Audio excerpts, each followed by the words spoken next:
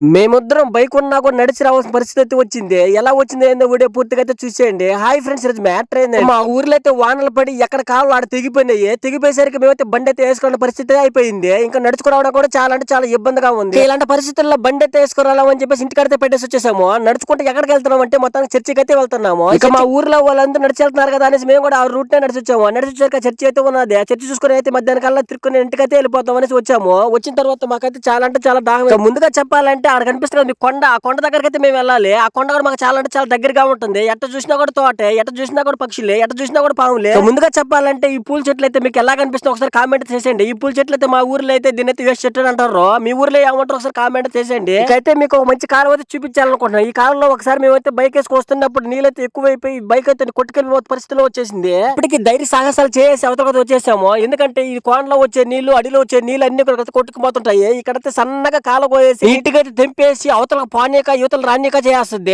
ఇది friends video. ఈ video నచ్చితే వీడికి ఒక లైక్ చేయండి. మన ఛానల్ సబ్స్క్రైబ్ చేసుకోండి.